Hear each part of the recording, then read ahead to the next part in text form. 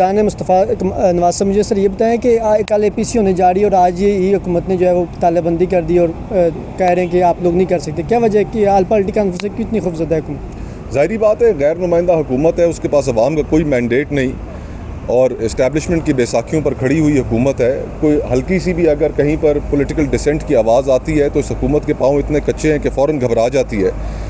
ہم اپنا constitutional right exercise کرنے یہاں پر آئے تھے، آئیں گے۔ ہمارا آئینی اور قانونی حق ہے کہ ہم اس ملک کو جو درپیش مسائل ہیں ان کے اوپر ایک حکمت عملی بنائیں، تمام اپوزیشن فورسز کو ایک پلیٹ فارم پہ اکٹھا کریں، اور اسی مقصد کے لیے ہم نے یہ کل جماعتی کانفرنس بلائی تھی۔ لیکن حکومت ان ہتھ کنڈوں پہ اتر آئی ہے جن ہتھ کنڈوں پہ خود جب یہ اپوزیشن میں تھے تو یہ کیا کیا باتیں کرتے تھے، کیا کیا اعلامیے دیتے تھے، اور آج ان کی یہ ربڑ سٹیمپ پوری دنیا میں ہمارا مذاق اڑایا جا رہا ہے کہ پاکستان کی کوئی پارلیمنٹ کے اوپر قدغن، میڈیا کے اوپر قدغن، کورٹوں کو انہوں نے کینگرو کورٹس میں تبدیل کر دیا ہے۔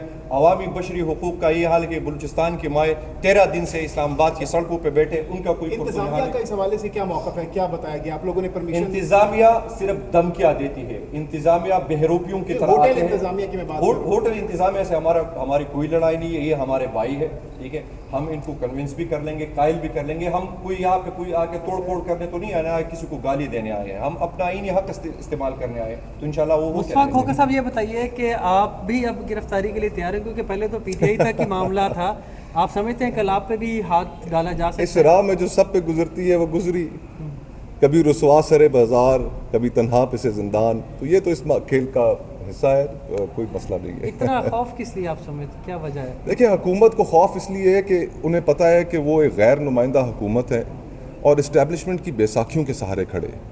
اگر ان کی عوام میں جڑیں مضبوط ہوتی تو وہ پولیٹیکل ڈائیلاگ کو ویلکم کرتے۔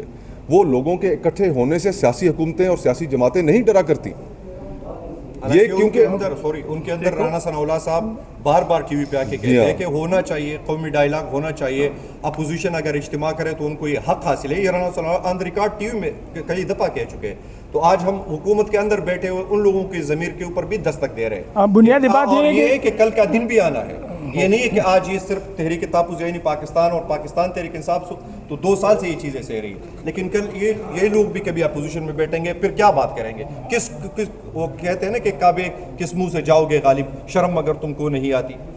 اصل بات ہے کہ یہ تالا جو ہے یہ پاکستان کے عوام کی زبانوں پر لگا ہوا ہے، یہ پاکستان کے آئین اور قانون پر لگا ہوا ہے، یہ صرف دروازے پر نہیں لگا ہوا ہے، اور یہ اس کی جو فستائی ہتھ کنڈے اور اندر اس کی خوف ہے۔ یہ موجودہ رجیم اتنے ڈری ہوئی ہے، یہ اس کے خوف ریپرزینٹ کرتے ہیں، اور جو فستائی و امریت وہ ڈر جاتے ہیں اور کمزور ہوتے ہیں، تو وہ کمزوری کے وقت میں سب سے زیادہ خونخوار، جابر اور ظالم ہوتا ہے، اور یہ اس کی نشانی ہے۔ یہ اندر سے کھوکھلی ہو گئی ہے، یہ اتنے ڈری ہوئی ہے کہ انڈور ایکٹیویٹی سے یہ برداشت نہیں کر سکتی۔